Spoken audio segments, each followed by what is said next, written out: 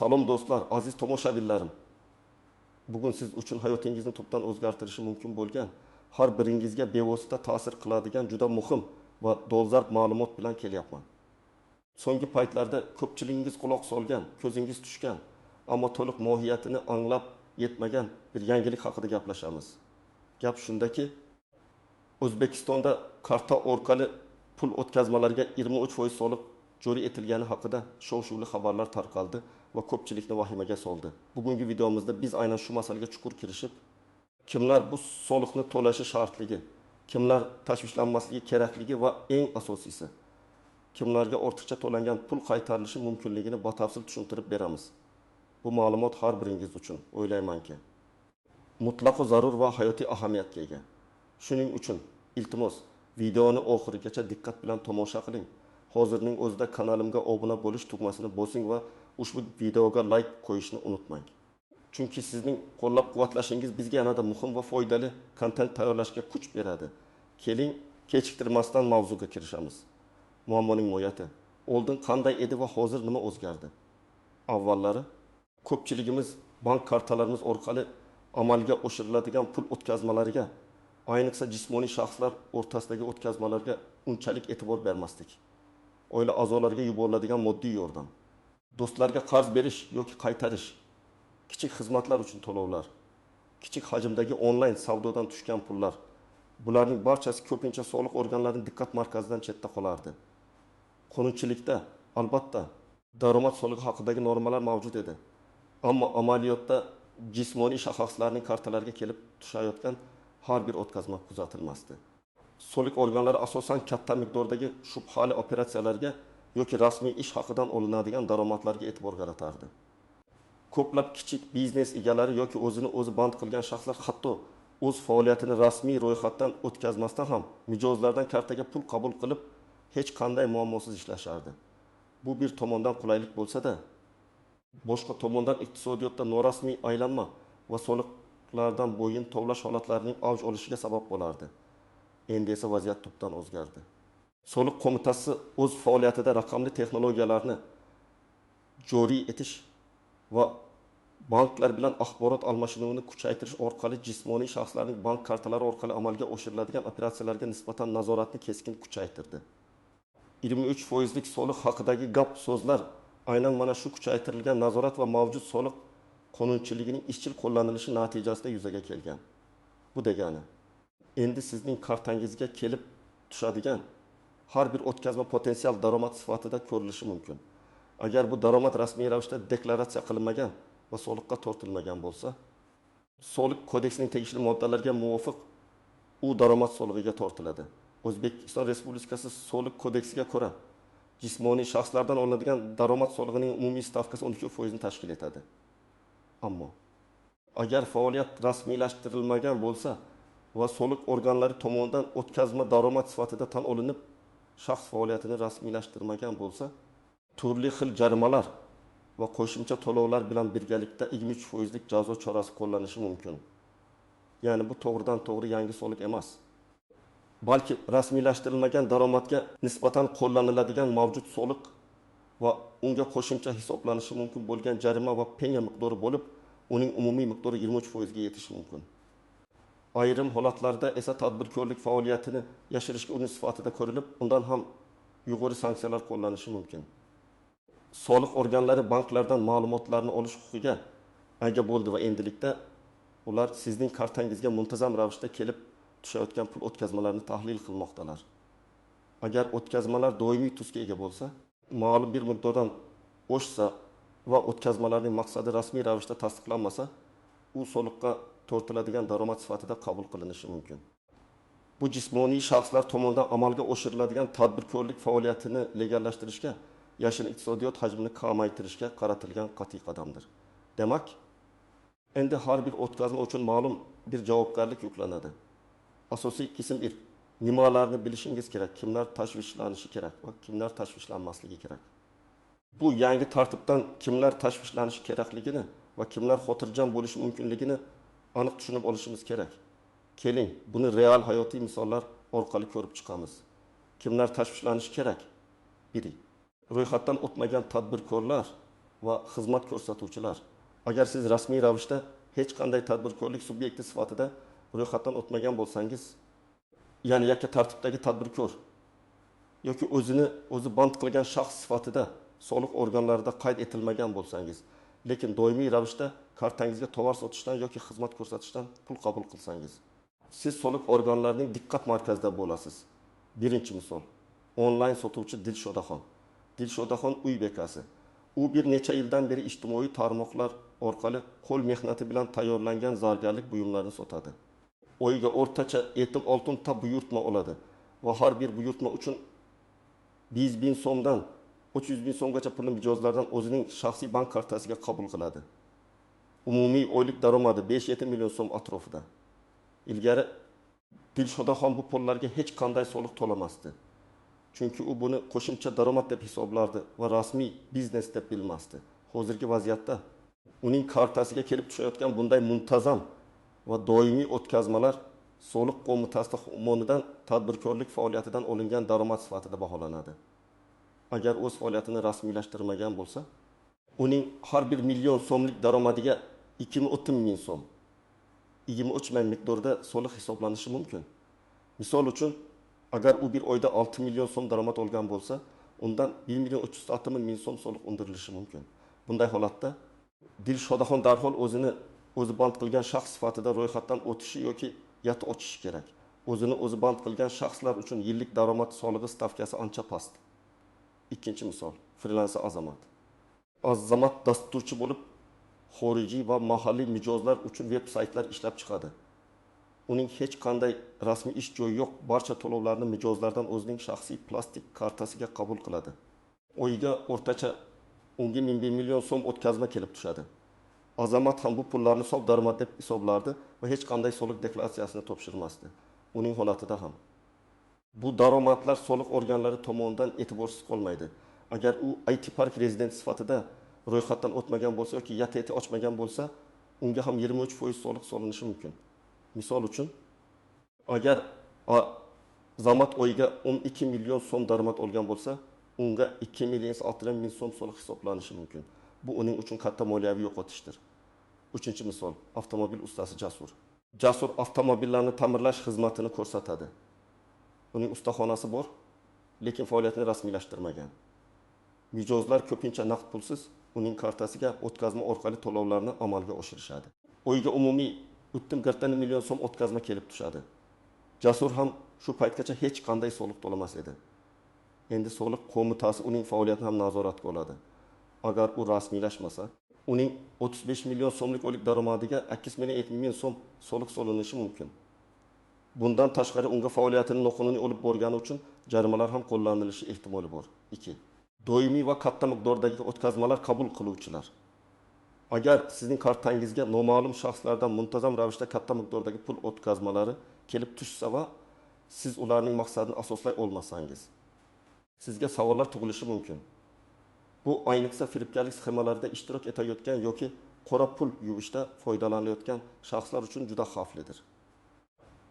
Soliq organlari moliyaviy monitoring xizmati bilan hamkorlikda bunday operatsiyalarni aniqlaydi. Kimlar tashvishlanmasligi kerak?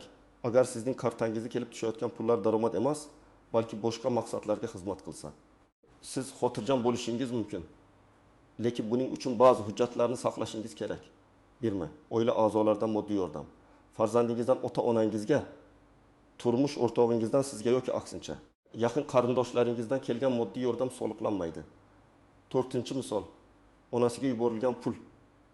Alisher Toshkentda ishlaydi va har oyda Farg'onada yashovchi onasiga 2 million so'm yuboradi. Bu pul onasining kundalik ehtiyojlari uchun sarflanadi. Bu kabi o'tkazmalar daromad solig'iga tortilmaydi, chunki bu moddiy yordam hisoblanadi. Bunda soliq qo'mitasidan so'rov kelgan taqdirda Alisherning ish joyidan ma'lumotnoma ish haqi haqida, onasining bu pullarga muhtojligi, pensiya guvohnomasi, boshqa daromadlar yo'qligi haqida tushuntirish xati. Hatto Alisherning o'z onasiga moddiy yordam ko'rsatayotgani haqida notarial tasdiqlangan hujjat taqdim etishi mumkin. Asosan esa bunday oilaviy o'tkazmalar tabiatan daromad emasligi sababli alohida tashvishga o'rin yo'q. 2. Qarzni qaytarish. Agar siz birovga qarz bergan bo'lsangiz, va u pulni sizning kartangizga qaytargan bo'lsa, bu daromad emas. 5-misol, qarzni qaytarish. Do'stingiz Javlon sizdan 5 million so'm qarz olgan edi. Oradan bir necha oy o'tib, u bu qarzni sizning bank kartangizga o'tkazdi. Bu holatda ham bu o'tkazma sizning daromadingiz hisoblanmaydi. Soliq organlaridan so'rov kelgan taqdirda siz qarz berganingizni tasdiqlovchi hujjat agar bor bo'lsa, raspiska yoki shunchaki tushuntirish xati bilan asoslashingiz mumkin. Ko'pincha bunday bir martalik yoki vaqti bilan keladigan o'tkazmalar tekshiruvga uchramaydi. Ammo isbotlash qobiliyatiga ega bo'lish muhimdir. O'z shaxsiy hisob varaqlari orasidagi o'tkazmalar, sizning bir kartangizdan ikkinchi kartangizga pul o'tkazish hech qanday soliqqa tortilmaydi. 6-misol, shaxsiy kartalar orasidagi o'tkazma. Madina o'zining milliy kartasidagi 10 million so'm pulni Humo kartasiga o'tkazdi. Chunki u savdo nuqtasida faqat Humo kartasi orqali to'lovni amalga oshirishi mumkin edi. Bu holatda pul Madinaning o'ziga tegishli bo'lgan hisob varaqlar orasida harakat qilgani sababli bu operatsiyaga soliq solinmaydi. Bu xuddi cho'ntagidan pul olib hamyoniga solganga o'xshaydi. 4. Sovg'a yoki lotereyadan yutuq. Agar sizga pul sovg'a qilingan bo'lsa yoki lotereyadan yutuq chiqqan bo'lsa, ma'lum miqdorlargacha yoki qonunchilikda ko'rsatilgan tartibda soliqdan ozod qilinadi. Sovg'a shartnomasi yoki lotereya chiptasi va uning yutug'ini tasdiqlovchi hujjatlar buning isboti bo'la oladi.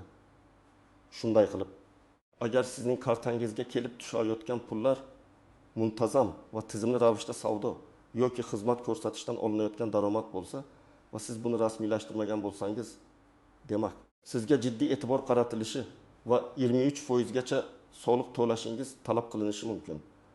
Agar bu pullar shaxsiy ehtiyojlar, qarzni qaytarish yoki oilaviy yordam bo'lsa, siz xotirjam bo'lishingiz mumkin, lekin har ehtimolga qarshi. Bu o'tkazmalarning maqsadini tasdiqlovchi kamida oddiy tushuntirish xatini tayyorlab qo'yish maqsadga muvofiqdir. Asosiy qism 2 qoidalardagi istisnolar, qaltis nuqtalar va noaniq jihatlar. Bu mavzuda shunchaki ha yoki yo'q deb javob berib bo'lmaydigan ko'plab noaniq jihatlar va qaltis nuqtalar mavjud. Keling, ularni batafsil tahlil qilaylik. 1. Qaysi o'tkazmalar e'tiborga olinadi? Soliq organlari asosan quyidagi turdagi o'tkazmalarga e'tibor qaratadi. Muntazamlik. Agar sizning kartangizga bir kunda, bir haftada yoki bir oyda bir necha marotaba o'xshash miqdordagi pul o'tkazmalari kelib tursa, bu faoliyatning tizimli ekanligini ko'rsatadi. Masalan, har kuni ertalab 7 ming so'mdan 20 ming so'mgacha 5 ta o'tkazma qabul qilsangiz, bu ehtimol taksi xizmati yoki biror mayda savdo faoliyatidan daromad bo'lishi mumkin. Tadbirkorlik subyektlari bilan aloqa. Agar sizning kartangizga yuridik shaxslardan yoki yetlardan doimiy ravishda o'tkazmalar kelib tursa, bu sizning ular bilan biznes aloqalaringiz borligini ko'rsatadi. Katta miqdorlar, albatta nisbatan katta miqdordagi, masalan, bir necha million so'm bir martalik o'tkazmalar ham diqqatni tortishi mumkin. Agar ularning kelib chiqishi aniq bo'lmasa, masalan, bir oyda bir necha marotaba 10-20 million so'mdan pul qabul qilsangiz, ikki dalillash yoki kimning zimmasida? Soliq organlari kartaga tushgan o'tkazmani daromad deb hisoblashi mumkin. Biroq bu o'tkazmaning daromad emasligini isbotlash yuki sizning zimmangizda bo'ladi. Ya'ni agar soliq idorasi sizdan o'tkazmalar bo'yicha tushuntirish talab qilsa, siz ularning daromad emasligini tasdiqlashingiz kerak bo'ladi. Bu qarz bitimi, moddiy yordam haqida yozma tushuntirish, sovg'a shartnomasi va hokazo bo'lishi mumkin. Hatto oilaviy o'tkazmalar uchun ham agar katta miqdorda bo'lsa, tushuntirish talab qilinishi mumkin. Masalan, akangiz sizga uy sotib olish uchun 2 million so'm o'tkazsa, bu daromad emas, lekin siz bu pulning maqsadini va kelib chiqishini akangizning daromadlari haqida ma'lumot soliq organiga taqdim etishingiz kerak bo'ladi. 3. O'zini o'zi band qilgan shaxslar va yet uchun imtiyozlar. Aynan shu holatda o'zini o'zi band qilgan shaxs sifatida ro'yxatdan o'tish yoki yet ochish juda katta afzalliklarga ega. O'zini o'zi band qilgan shaxslar uchun daromad solig'i stavkasi juda past, belgilangan daromad turiga qarab odatda 4 yoki hatto 0 va ko'pincha faqat ijtimoiy soliq yillik bazaviy hisoblash miqdori to'lanadi. Yatlar uchun ham soddalashtirilgan soliq tizimlari mavjud bo'lib, ular 23%lik jismoniy shaxslar daromad solig'idan ancha kam. Taqqoslash, agar siz 10 million so'm daromad topgan bo'lsangiz, ro'yxatdan o'tmasdan 2300 ming so'm 2300 soliq va jarima xavfi. O'zini o'zi band qilgan shaxs sifatida yillik 330 ming so'm 2024 yil BHM ijtimoiy soliq oyga taqsimlansa juda arzimas miqdor. Bundan tashqari sizning mehnat stajingiz ham hisoblanadi.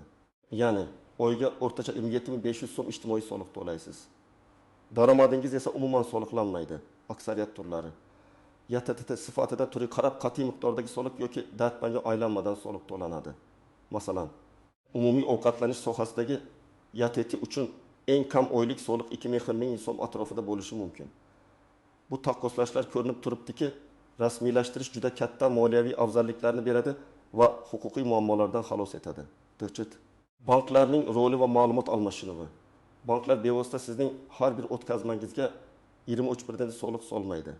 Ammo O'zbekiston Respublikasining soliq kodeksi va tegishli normativ hujjatlarga muvofiq tijorat banklari soliq organlariga ma'lumot berishga majbur. Ayniqsa shubhali operatsiyalar, katta miqdordagi o'tkazmalar yoki doimiy takrorlanadigan operatsiyalar monitoring xizmatlari va soliq qo'mitasiga xabar qilinadi. Soliq organlari ushbu ma'lumotlar asosida tahlil o'tkazadi va agar sizning kartangizga kelib tushayotgan pullar tadbirkorlik faoliyatidan olingan daromadga o'xshash bo'lsa, sizga xabarnoma yuborishi, tushuntirish talab qilishi yoki hatto tekshiruv tayinlashi mumkin. Bejimi qachondan boshlab kuchga kirgan? Retrospektiv qo'llash. Aslida bu yangi soliq emas, balki mavjud qonunchilikning qat'iy qo'llanishi. Shuning uchun soliq qo'mitasi avvalgi davrlardagi, ya'ni bu tartib joriy etilgunga qadar bo'lgan o'tkazmalarni ham nazorat qilishi mumkinmi degan savol tug'iladi. Odatda soliq qonunchiligi orqaga qaytish kuchi ega emas. Ya'ni qonun kuchga kirgandan keyingi davrdagi operatsiyalar tekshirilishi kerak.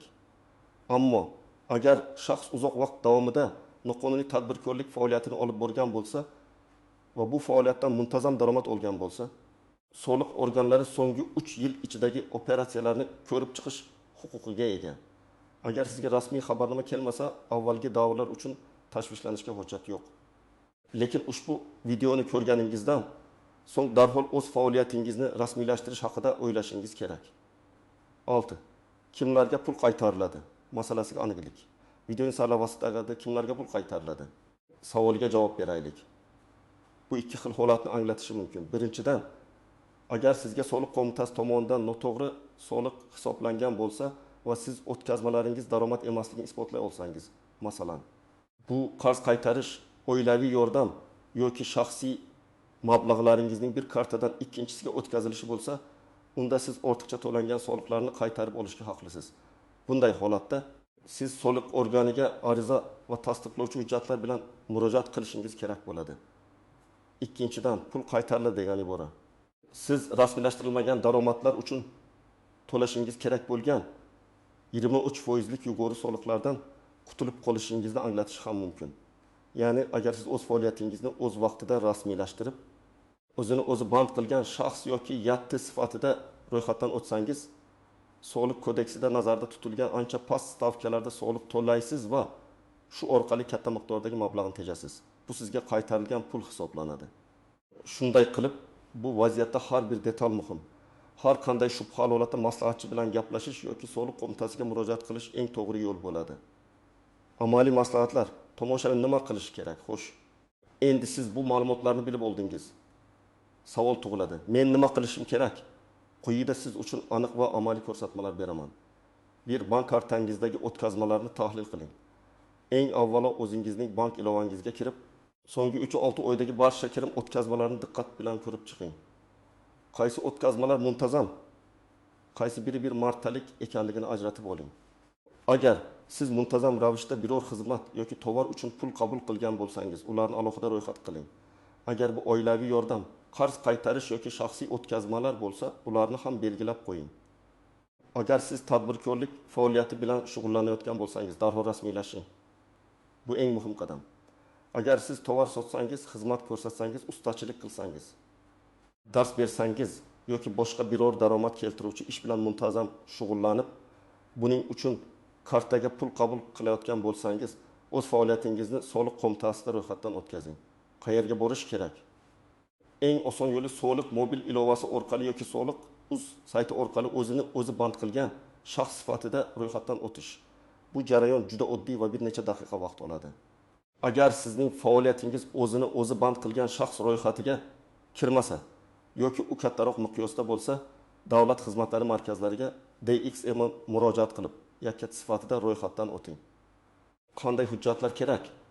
O'zini o'zi band qilgan shaxs uchun faqat pasport ma'lumotlari, yati uchun pasport ariza, boshqa maxsus hujjatlar talab qilinmaydi. Nimalarni yozish kerak siz ro'yxatdan o'tayotganingizda? O'zingizning faoliyat turini aniq ko'rsatishingiz kerak. Masalan, qo'l mehnati buyumlarini sotish, dasturlash xizmatlari, repetitorlik xizmatlari, avtomobil ta'mirlash xizmatlari va hokazo o't. Nodaromad o'tkazmalaringiz uchun dalillarni tayyorlang. Agar soliq qo'mitasidan so'rovnoma kelib qolsa, sizga qarz berish, qarzni qaytarish, moddiy yordam, sovg'alar kabi o'tkazmalar daromad emasligini isbotlashingiz uchun quyidagi hujjatlarni saqlashga odatlaning. Qarz shartnomalari yoki raspiskalari. Agar kimdir sizga qarz bergan bo'lsa yoki siz qarz bergan bo'lsangiz, yozma shartnoma yoki raspiska tuzing. Oddiy yozma kelishuv ham yaroqli bo'lishi mumkin. Tushuntirish xatlari. Agar oilaviy yordam yoki do'stlardan kelgan pul bo'lsa, har bir operatsiya uchun qisqa tushuntirish xati yozib qo'ying. Masalan, onamdan oylik moddiy yordam, do'stim Alidan qarzni qaytarish, ish joyidan ma'lumotnomalar. Agar siz o'zingizning yoki qarindoshlaringizning daromadini tasdiqlashingiz kerak bo'lsa, ish joyidan maosh to'g'risidagi ma'lumotnomalar foydali bo'ladi. Sovg'a shartnomalari. Agar katta miqdordagi pul sovg'a qilingan bo'lsa, notarial tasdiqlangan sovg'a shartnomasini tuzish tavsiya etiladi. 4. Naqd pulsiz to'lov usullaridan foydalanishda shaffoflikni ta'minlang. Agar siz tadbirkorlik faoliyati bilan shug'ullanayotgan bo'lsangiz, mijozlardan naqd pul to'lovlarini qabul qilish uchun onlayn NKM, naqd pul nazorat mashinasi yoki virtual kassa terminaldan foydalaning. Bu sizning daromadingizni shaffof ko'rsatishga yordam beradi va soliq organlarining savollaridan sizni qutqaradi. Onlayn NKMni o'rnatish tartibi va narxlari nisbatan sodda va hamyonbop. 5 soliq maslahatchisi bilan bog'laning. Agar sizning vaziyatingiz murakkab bo'lsa, juda ko'p o'tkazmalar bo'lsa yoki biror shubhali xabarnoma olgan bo'lsangiz, professional soliq maslahatchisiga murojaat qiling. Ular sizning shaxsiy holatingizni tahlil qilib, eng to'g'ri yo'lni ko'rsatib beradilar. 6. Soliq organlari bilan hamkorlik qiling. Agar soliq qo'mitasidan biror xabarnoma yoki so'rovnoma kelsa, uni e'tiborsiz qoldirmang. Zudlik bilan murojaat qiling, tushuntirish bering va kerakli hujjatlarni taqdim eting. Hamkorlik qilish sizning ahvolingizni yengillashtiradi. Aksincha e'tiborsizlik jarimalarga olib kelishi mumkin. Xulosa va yakuniy chorlov aziz do'stlar, bugungi videomizda biz karta orqali pul o'tkazmalariga 23% soliq mavzusini batafsil ko'rib chiqdik. Tushunishingizcha, bu to'g'ridan-to'g'ri yangi soliq emas, balki rasmiylashtirilmagan daromadlarga nisbatan mavjud qonunchilikning qat'iy qo'llanilishi va unga qo'shimcha jarimalar yig'indisi hisoblanadi. Endilikda davlat iqtisodiyotdagi norasmiy aylanmani kamaytirish va barcha fuqarolarning daromadlarini hisobga olishga qaratilgan qat'iy yo'lni tanladi. Unutmangki, o'z vaqtida rasmiylashish, hujjatlarni tartibda saqlash va soliq qonunchiligiga rioya qilish sizni ko'plab moliyaviy muammolar va asabiylashishlardan qutqaradi. Aksincha, e'tiborsizlik ko'proq yo'qotishlarga olib kelishi mumkin. Bu imkoniyatdan foydalanib, o'z faoliyatingizni qonuniy asosga o'tkazing va mamlakat iqtisodiyotining shaffofligiga o'z hissangizni qo'shing. Umid qilamanki, bu video siz uchun juda foydali bo'ldi. Sizning fikrlaringiz va tajribangiz biz uchun juda muhim. Shunday ekan, videoga izohlar qoldiring, o'zingizning savollaringizni bering yoki shaxsiy holatlaringiz haqida yozing. Meni kuzatishda davom eting. Kanalimga hali ham obuna bo'lmagan bo'lsangiz, hoziroq obuna bo'ling va videoga like bosing. Keyingi videolarda ko'rishguncha omon bo'ling.